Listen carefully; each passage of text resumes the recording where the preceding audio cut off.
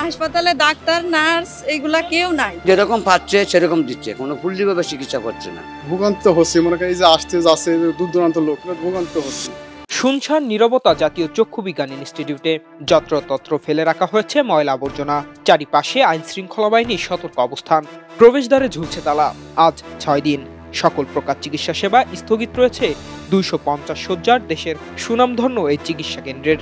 গত 28 মে কর্মচারী এবং চিকিৎসাধীন জুলাই আন্দোলনে আহতদের সাথে অনাকাঙ্ক্ষিত ঘটনা ঘটে। সিসিটিভির ফুটেজে দেখা যায় দুই পক্ষের সংঘর্ষের চিত্র। তারপর থেকে চিকিৎসা সেবা বন্ধ, তালাবদ্ধ রয়েছে হাসপাতালে প্রবেশের 2টি ফটক। ভেতরে রোগী না থাকলেও রয়েছে পুলিশ ও আনসার সদস্যরা। 250 শয্যার জাতীয় চক্ষু বিজ্ঞান ইনস্টিটিউটে প্রতিদিন দূর দূরান্ত থেকে আসা রোগীরা গেটে তালাবদ্ধ থেকে ফিরে যাচ্ছেন। বলছেন জানতেন না হাসপাতাল বন্ধের কথা। ওনারে জিজ্ঞেস করছি, পরে উনি বলে যে একটু গ্যাঞ্জামের জন্য এই জন্য ঢুকতে দিতেছেন না, তাই বলছে।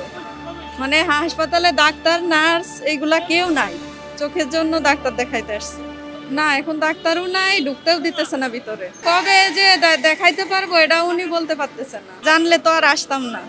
এটা তো ঠিক না, এটা তো আমাদের ভোগান্তি। যাচ্ছে আমার অপারেশন একটা হয়েছে, যেরকম পাচ্ছে সেরকম দিচ্ছে, কোনো ফুল্লিভাবে চিকিৎসা করছে না। মানে চিকিৎসাটা যে গরুর ভিতরে একটা মানে আহত নিয়ে তারা কাজ করতেছে না। নিরাপত্তার দায়িত্বে নিয়োজিত আনসার সদস্যরা জানান, মারামারির কারণে হাসপাতাল বন্ধ। কখন সেবা কার্যক্রম চালু হবে বলতে পারছেন না কেউ। রুগী তো প্রচুর রুগী আসে এখানে, মনে করেন সারা বাংলাদেশের রুগী এখানে আসে। তারপর আমরা মনে করেন ওনাদের যে আমাদের মতন যতটুকু সম্ভব তাদের বুঝি আমরা বলতেছি।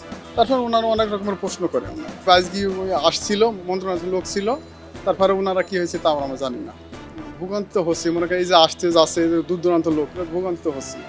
আমরা পুলিশিত আছে, কিন্তু তার কেউ নাই। বহির্বিভাগে প্রতিদিন 3 সহস্রাধিক রোগী এই হাসপাতালে চিকিৎসার জন্য আসেন। শতাধিক রোগীর প্রতিদিন অপারেশন হয়। গত 6 দিন ধরে বিপুল সংখ্যক রোগীর অপারেশন ও চিকিৎসা সেবা কার্যক্রম বন্ধ রয়েছে। নামে মাত্র কয়েকজন রোগী থাকলেও ফাঁকা পড়ে আছে বেশিরভাগ বেড।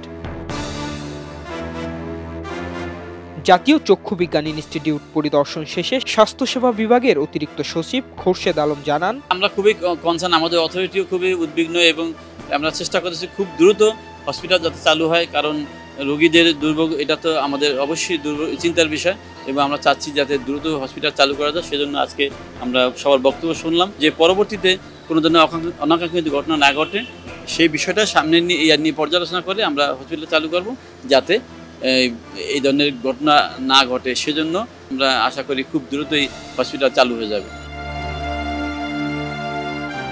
গত 28 মে জাতীয় চক্ষু বিজ্ঞান ইনস্টিটিউটের কর্মচারী চিকিৎসাধীন জুলাই আন্দোলনে আহতদের মধ্যে মারামারির ঘটনা ঘটে। তারপর থেকেই হাসপাতালটিতে জরুরি সেবাসহ সকল চিকিৎসা কার্যক্রম বন্ধ রয়েছে। প্রতিদিন বাংলাদেশের বিভিন্ন জেলা উপজেলা থেকে চিকিৎসা নিতে আসা রোগী ফিরছেন চিকিৎসা না পেয়ে। কর্তৃপক্ষ বলছেন কবে নাগাদ স্বাভাবিক কার্যক্রম পরিচালনা করতে পারবে জানেন না কেউ। পার্থ সাহা, খবরের কাগজ, ঢাকা। খবরের কাগজ, নিখাদ, নির্ভীক, নিরপেক্ষ।